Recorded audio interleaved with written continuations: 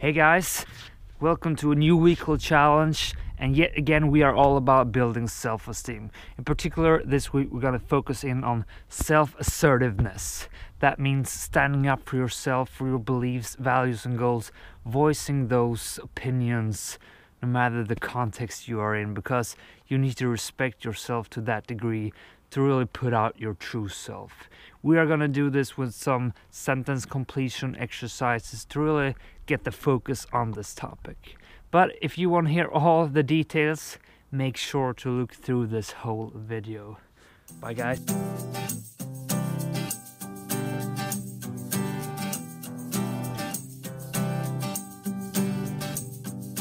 Today I'm home at Öland, where I grew up in my family home. Of course I have my beloved brother with me. It's a bit hangover, but as always, he will assist me. So will this little fella Balder. Yeah, you will, don't you? Yes. So we are all about self-esteem and have been so for a while. We are doing this journey with the help of the book, The 6 Pillars of Self-Esteem. It is a book written by Nathaniel Branden, where he outlines 6 pillars that self-esteem is built upon. At least that's his theory, but boy am I sold on this concept, and I am going all in on this, and I'm hoping you are joining my journey. So we have been through 3 of these pillars already. Now we're into the 4th one. We started out with the practice of living consciously. We continued on with self-acceptance. Self-responsibility was the one after that, and now it's all about self-assertiveness. Also, every other week we do some rejection therapy challenges. We do this to really put in some hardcore actionable stuff to build self-esteem, because in the end what really matters is what you do, what you put out there on the game field. That's when the real things happens. But when we do this along with this more theoretical part together, it's creating a really powerful tool for building self-esteem for real. So let's dig into it. I'm gonna start this one out with a quote from Nathaniel. To practice self-assertiveness is to live authentically, to speak and act from my innermost convictions and feelings, as a way of life, as a rule. If there's one chapter I'd recommend you to listen to on your own from this book, it's this one. The audiobook is to be found here on YouTube. Legal or not, I don't know, the link is down there in the description.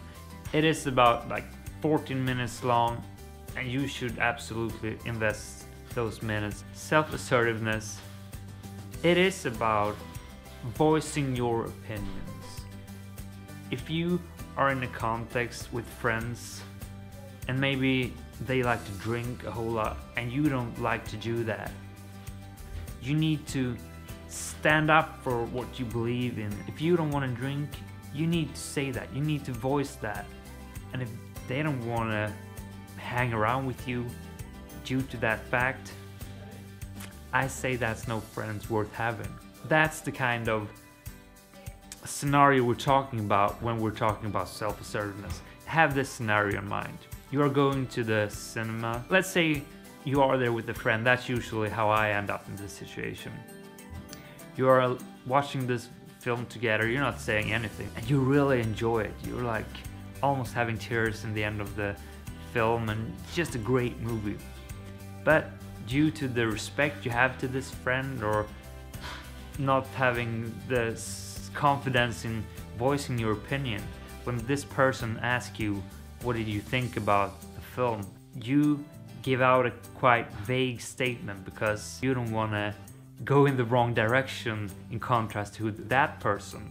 That is a situation I've been in so many times due to lack of confidence in just expressing who I am and what I feel about it. That is a perfect example for truly doing that, not holding back, not letting the fear of what other people's opinion might be, not letting that dictate how you express yourself. If you feel something, you need to put that out there. Of course, that is a bit context dependent, but in this situation, that would only mean you standing up for yourself and what you believe in.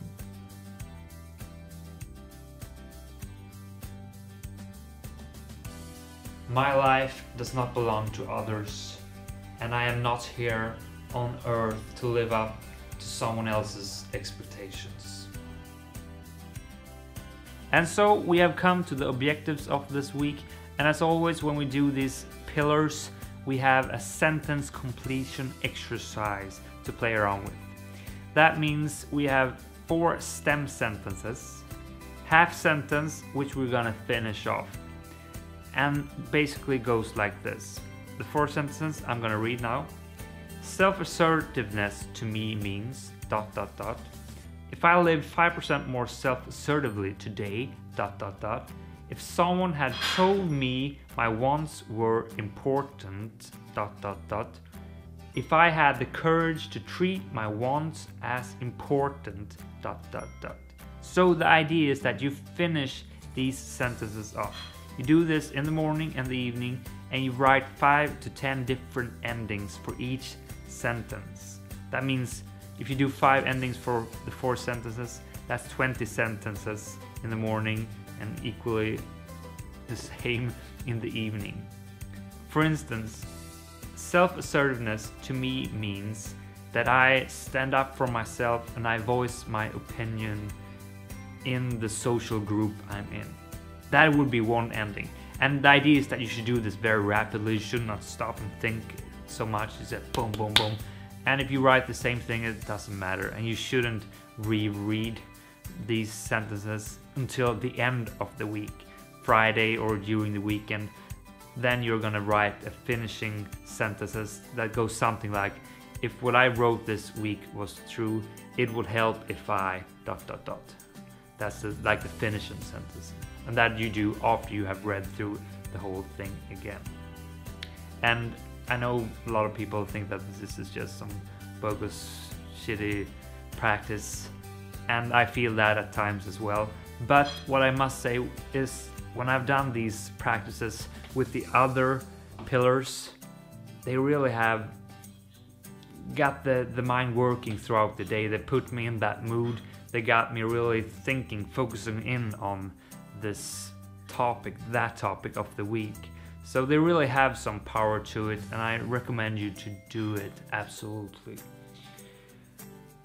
Yeah, that's mainly the basic objective of the week, and I will put the full description down there in the description so you can read it in peace and quiet and just look through it. I do this in the morning on the train, write it in the phone, or in the gym when I'm warming up on the bicycle. I just do this writing exercise in the phone, so it doesn't have to take that much extra energy from you, and it's definitely worth it. The second part of this week's challenge objective is to just have a focus. Try to remember to really stand up for yourself and be self-assertive. Voice your opinion, what you believe in. Don't quiet down because it's a inconvenient conversation to have. Don't. This week, give it your all.